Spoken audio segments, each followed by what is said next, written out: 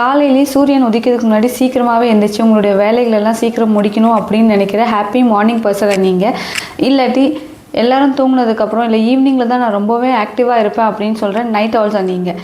இதில் யார் ரொம்பவுமே ப்ரொடக்டிவாக இருப்பாங்க அண்ட் இதில் இருக்க அட்வான்டேஜஸ் அண்ட் சேலஞ்சஸ் என்ன அப்படிங்கிறத இந்த வீடியோவில் பார்த்து தெரிஞ்சுக்கலாம். வாங்க இப்போ வீடியோக்குள்ளே போகலாம். காலையில் எந்திக்கிறவங்கள பொதுவாகவே லார்க்ஸ் அப்படின்னு சொல்கிறாங்க. அண்ட் இவங்களோட பிக்கெஸ்ட் ஸ்ட்ரென்த் என்னென்னு பார்த்தீங்கன்னா கன்சிஸ்டன்சி. இவங்க காலையில் சீக்கிரமாக எந்திக்கிறதுனால இவங்களோட எனர்ஜி லெவல் ரொம்பவே ஹையாக இருக்கிறதுனால அண்ட் டிஸ்ட்ராக்ஷன்ஸ் கம்மியாக இருக்கிறதுனால இவங்களுடைய ஒர்க் ரொம்பவுமே ஃபோக்கஸ்ட் அண்ட் ப்ரொடக்டிவாக இருக்கும் அப்படின்னு ரிசர்ச் சொல்லுது. அது மட்டும் இல்லாமல் காலையில் எந்திக்கிறவங்களுக்கு செரோட்டோனின் லெவல் ஜாஸ்தியாக இருக்கிறதுனால இவங்க ரொம்பவுமே ஆப்டிமிஸ்டிக்காக அண்ட் ரொம்பவுமே ஸ்டேபிளாக த்ரூ அவுட் த டே இருப்பாங்க அப்படின்னும் சயின்டிஃபிக்கலாக ப்ரூவ் பண்ணப்பட்டிருக்கு. நைட் ஹவுல்ஸ் இவங்க லேட்டாக தூங்கி லேட்டாக எந்திக்கிற குணத்தை கொண்டவங்க. அண்ட் இவங்க எப்போவுமே இவங்களோட எனர்ஜி லெவல் ஈவினிங் அண்ட் நைட்டில் தான் ரொம்பவே ஜாஸ்தியாக இருக்கும்.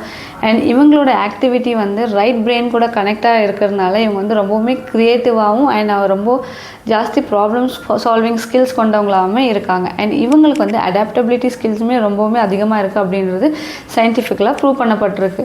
அது மட்டும் இல்லாமல் இந்த நைட் ஹவுல் நம்ம சம்டைம் ஃபோர்ஸபிளாக காலையில் சீக்கிரம் எந்திக்க வச்சோன்னா அவங்களுக்கு அதிகமான மூட் ஸ்விங்ஸ் இருக்கிறதையும் நம்ம ப்ரூவ் பண்ணியிருக்காங்க.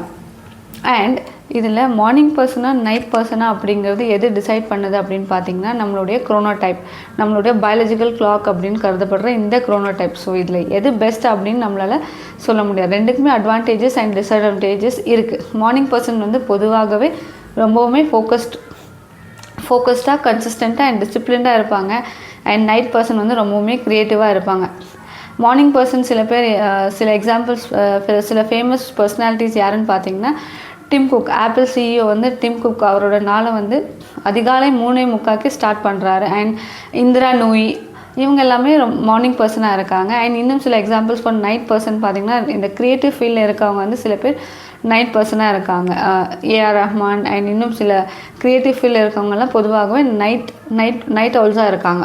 இதில் நீங்கள் எந்த வகையை சேர்ந்தவங்க? நீங்கள் காலை நபரா இல்லை க்ரியேட்டிவ் சைடு இருக்க நைட் ஹவுல்ஸா?